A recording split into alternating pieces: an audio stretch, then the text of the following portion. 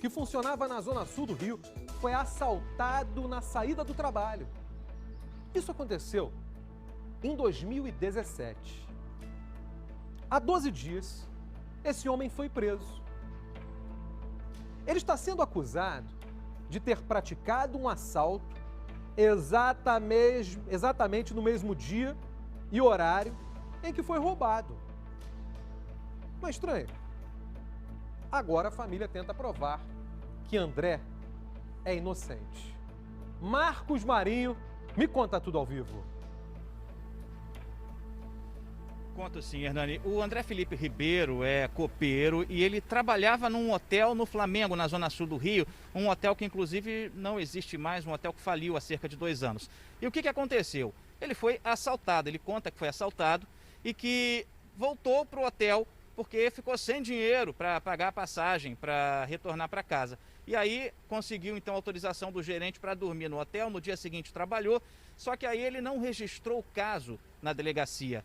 E daí que começou toda essa polêmica. A família, inclusive, foi até o hotel, foi até aí a massa falida e conseguiu esse documento aqui que comprova, segundo o relato, comprova a versão do André de que ele foi assaltado nesse dia, um documento assinado pelo gerente do hotel dizendo que ele, na verdade, voltou lá sim para passar a noite. Só que até agora nada foi resolvido, o André continua preso, a família está aqui, ó, estamos em Belfor Roxo, na Baixada Fluminense, os parentes aqui com cartazes pedindo justiça. O seu Antônio Carlos é o pai do André e o André foi preso numa blitz. O senhor estava junto com ele no dia dessa blitz em Coelho Neto. O que aconteceu? Boa noite. Boa noite. Bem, aconteceu que após o policial pedir a CNH dele para verificação, ele disse que o André perguntou se ele tinha algum mandato contra ele. Ele falou não tem nenhum mandato. Você não deve pensão alimentícia, nada disso não. Ele falou não. Olha, tem um mandato aqui contra você desde fevereiro de 2020. Aí, e foi quando aconteceu o assalto?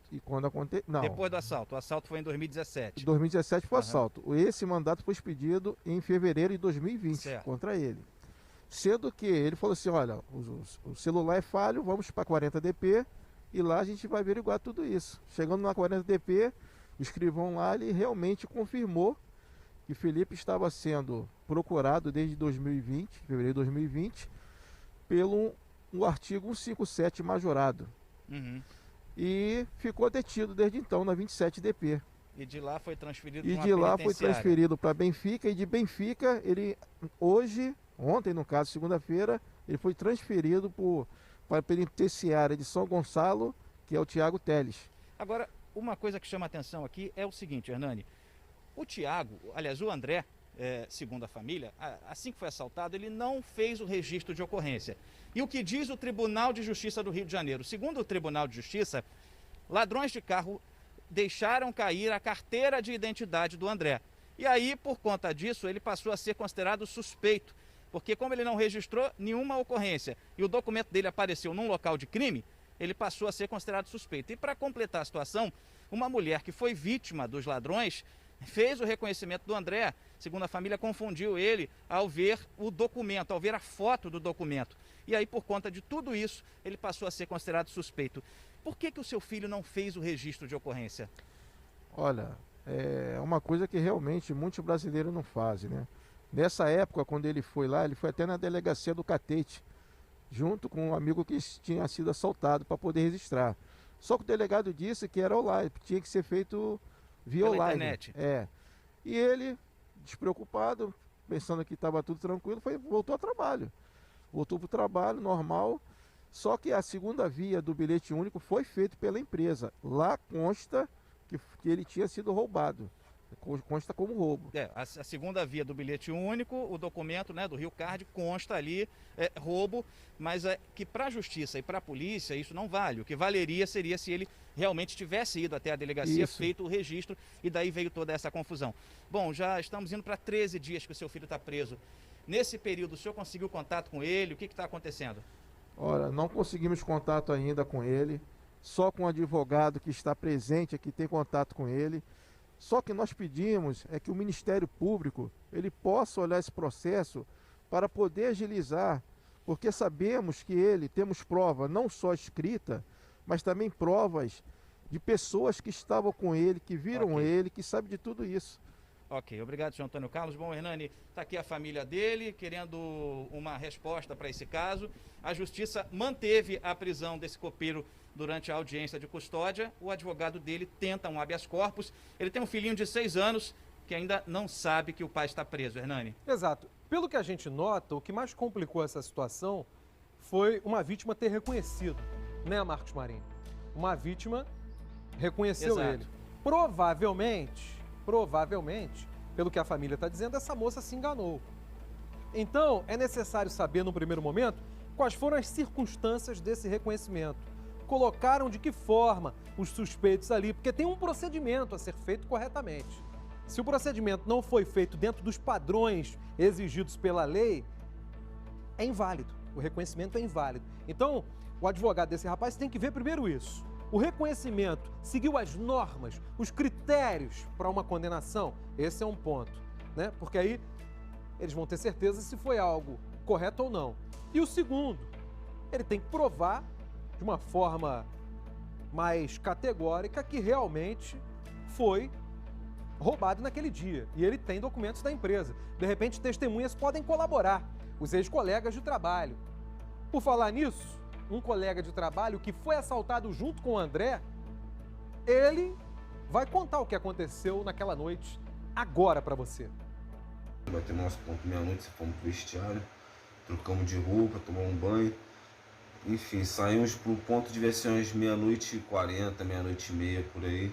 E aguardamos lá o ônibus. Aí foi, né? Só que nesse meio tempo nós fomos assaltados. Encostou um carro prata, eu não lembro o modelo. Aí desceram dois ocupantes armados com pistola e permaneceram 3 dentro do carro. Desses 3, 2 também estavam com pistolas também apontando pra gente. Aí vieram pegar nossos pertences, nossa mochila, meu celular, meu relógio, mesma coisa do Felipe, relógio, celular, mochila, tudo que tava com a gente, né?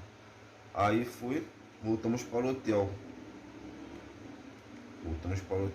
Aí foi liberar um quarto pra gente, orientar a gente na delegacia, para poder dar parte do acontecido. Fomos na delegacia do Catete, chegamos lá, fomos informados que era só RO só online. Voltamos para o hotel, passamos a noite lá, trabalhamos outro dia e pegamos até um vale lá para poder ir embora. A gente estava sem o carro, sem nada. E foi isso.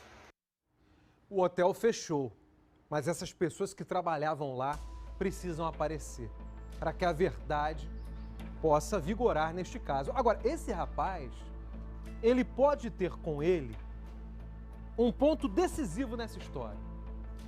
Esse rapaz que acabou de falar. Ele estava com o André. Os dois dizem ter sido roubados. Será que entre os ladrões havia um bandido parecido com o André? Com as mesmas características? E de fato os criminosos roubaram a outra moça e ela se confundiu na hora do reconhecimento? Esse é um ponto. Marcos Marinho, de volta ainda nesse assunto. Diga, Marcos. Diego, Hernani, digo sim, eu estou agora com a mulher do André Felipe, a Cíntia de Farias Lima, e a situação aqui está muito complicada para o lado da criança, né? Eles têm um filho de 6 anos. Cíntia, o que o seu filho fala, o que seu filho pergunta do André? Ele pergunta toda noite, ele chega perguntando: mãe, cadê o meu pai? Por que, mãe? Meu pai foi trabalhar e não voltou mais para casa. E a gente, como mãe, tenta proteger ao máximo o nosso filho, né? E a gente fala: não, filho, papai tá dodói, ele não pode vir para casa agora.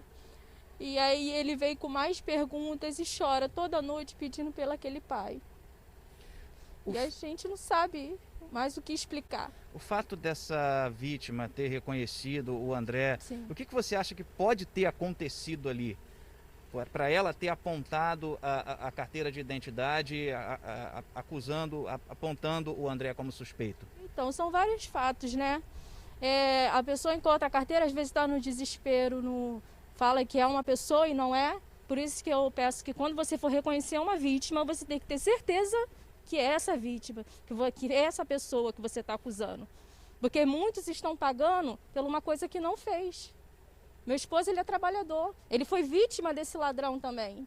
Esse ladrão está solto, meu esposo está preso. E aí, que justiça que a gente pode ter?